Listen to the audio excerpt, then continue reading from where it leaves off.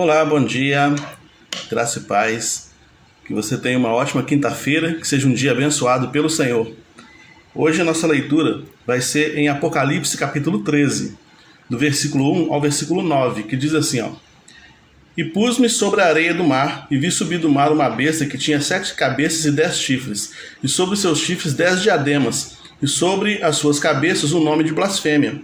E a besta que vi era semelhante a um leopardo, seus pés como um de urso, sua boca como a boca de um leão, e o dragão deu-lhe seu poder e o seu trono e grande poderio. E vi uma de suas cabeças como ferida de morte, e a sua chaga mortal foi curada. E toda a terra se maravilhou após a besta, e adoraram o dragão que deu à besta o seu poder, e adoraram a besta, dizendo, Quem é semelhante à besta? Quem poderá batalhar contra ela? E foi-lhe dada uma boca para proferir grandes coisas e blasfêmias, e deu-se-lhe poder para agir por 42 meses, e abriu a sua boca em blasfêmia contra Deus, para blasfemar do seu nome e do seu tabernáculo e dos que habitam no céu. E foi-lhe permitido fazer guerra aos santos e vencê-los, e deu-se-lhes poder sobre toda tribo e língua e nação. E adoraram-na todos os que habitam sobre a terra, estes cujos nomes não estão escritos no livro da vida do Cordeiro, que foi morto desde a fundação do mundo. Se alguém tem ouvidos, ouça.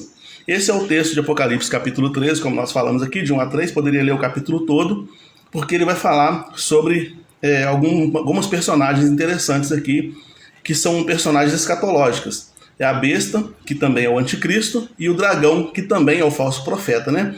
Eles recebem nomes diferentes em algumas situações, em alguns momentos da Bíblia, ou do livro do Apocalipse propriamente dito. Aqui, João está identificando a besta como sendo o Império Romano, né? Ele está na areia, ele vê surgir do mar, né? Surgir do mar, do meio das águas, ou do meio dos continentes. Então ele está se referindo aqui ao Império Romano, né? Até porque ele fala assim, tem 10 cabeças... Tem 7 cabeças e 10 chifres. Roma é chamada a cidade dos 7 montes. Então tinha 7 montanhas na cidade de Roma. E a cidade de Roma, então, ela era a base do Império Romano. E o Império Romano era uma união entre 10 reis. 10 reis se juntaram, formaram o Império Romano e saíram dominando o mundo. Então ele está falando aqui por um período que ele estava vivendo, ele estava vendo ali acontecer. Quando ele fala sobre a besta receber a autoridade do dragão, aqui, que é o falso profeta, esse dragão é uma entidade religiosa, né, que empresta para o poder político um poder de domínio. Então ele legitima, o poder religioso vai legitimar um poder político para a dominação de todos os povos, né? E aqui diz assim, pessoas ao redor do mundo, então, adorarão a besta durante 42 meses. 42 meses significa 3 anos e meio, né? 3 anos e meio são 42 meses. Então, aqui é uma linguagem simbólica de um contexto em que João estava vendo acontecer. Só que a profecia ela não fica presa num tempo. A profecia ela se desdobra ao longo da história da humanidade. Então uma coisa dita no primeiro século vai se desdobrando até muitos séculos, até chegar nos dias de hoje. E isso aqui a gente vê acontecendo hoje também, né? E hoje nós vamos falar sobre a nova ordem mundial. A princípio, o que significa ordem? Ordem significa determinação, um mandado, né? Uma ordem mesmo, foi dada uma ordem para que a coisa seja assim. Então uma nova ordem mundial. A nova ordem mundial, o projeto da nova ordem mundial, ela visa uma reorganização da humanidade, né? E ela começa a acontecer depois da Guerra Fria, quando você tem a queda do socialismo com a União Soviética, né? A União Soviética, então, em 91, deixa de existir. Então os dois blocos, o mundo era polarizado entre capitalismo e socialismo. Quando chegou em 91, o socialismo caiu, a União Soviética deixou de existir. Então, os países que formavam aquela coalizão, juntamente com a Rússia e a China, que era a União Soviética, então eles começaram a ser países emergentes fora do contexto da União Soviética. E o capitalismo permaneceu. Então, se você tem uma emergência aí de vários países, né, como a Alemanha, como o Japão, que vão surgindo ali, e existe uma necessidade, então, de reorganizar o mundo. Uma necessidade, então, de reorganizar a forma do mundo se projetar, né? Então, com essa queda então do socialismo clássico, né, soviético, você tem então uma necessidade de reorganizar o mundo, né? Você tem um avanço do capitalismo, aí você tem o surgimento de muitas coisas, por exemplo, o neossocialismo. O neossocialismo, por exemplo, é uma mistura de capitalismo com socialismo, enfim, são questões políticas que fogem, inclusive, do meu próprio conhecimento, mas eu estudei só para a gente dar essa palavra aqui, né?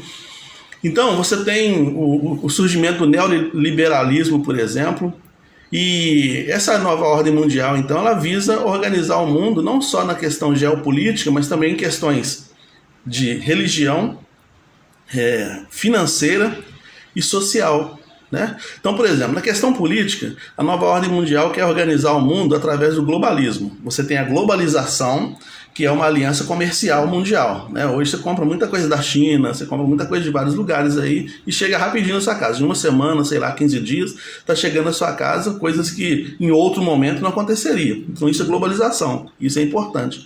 Mas você tem o globalismo. O globalismo é a organização do mundo em blocos continentais, né? É o imperialismo. Então você tem, por exemplo, a União Europeia, você tem G20, G7, você tem vários grupos organizados, né, que vão funcionando no mundo. A ideia é essa, né? E a ingerência de um país sobre o outro. Então, a soberania de uma nação então começa a deixar de existir porque uma nação maior, uma liderança maior, tem ingerência nas questões políticas dessa nação. Então, isso é globalismo, né? E a gente tem visto isso acontecer. Com relação à religião, a nova ordem mundial ela visa fazer o ecumenismo, que é a união de todas as religiões, né? Juntar todas as religiões e ter uma liderança única que vai comandar todo esse processo religioso. Na questão financeira, você tem uma moeda única, né? Por exemplo, no bloco europeu você tem o euro, que funciona, né? Existem lugares que são dolarizados, você tem o ian, que é a moeda chinesa. Então, sim, você tem algumas moedas, como o euro, dólar e ian, que tentam ser uma projeção de uma moeda única mundial, né?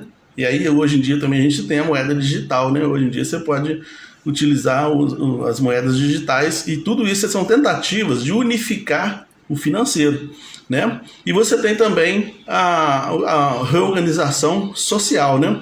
Com a reorganização social, o objetivo da nova era, ou da nova ordem mundial, é criar uma cultura, dominar a cultura, dominar a mente das pessoas. E uma das formas de dominar a mente das pessoas é dividir o povo, né? Então hoje, por exemplo, você vê muita divisão. Você vê mulher contra homem, homem contra mulher, preto contra branco, branco contra preto. Você vê polícia contra bandido, bandido contra polícia. Você vê tudo, tá tudo dividido. E essa divisão faz parte de um processo de dominação, né? O marxismo cultural, ele fala sobre isso. Então você tem vários grupos, né, de pessoas, cada um, você tem que pertencer a algum grupo. O meu lugar de fala é porque eu sou negro, é porque eu sou gay, é porque eu sou isso. Então você tem vários grupos e esses grupos divididos ficam facilmente domináveis, né? Então, a partir do marxismo cultural, né? O marxismo cultural significa a doutrina de Karl Marx mesmo, um socialismo, um neossocialismo, um socialismo agora adaptado para essa realidade, que visa realmente promover a disseminação, a pulverização da ideia de dominação da nova ordem mundial, né? É claro que eu conto com a sua curiosidade para estudar um pouco mais a esse respeito, porque o nosso tempo aqui é muito curto para falar sobre isso.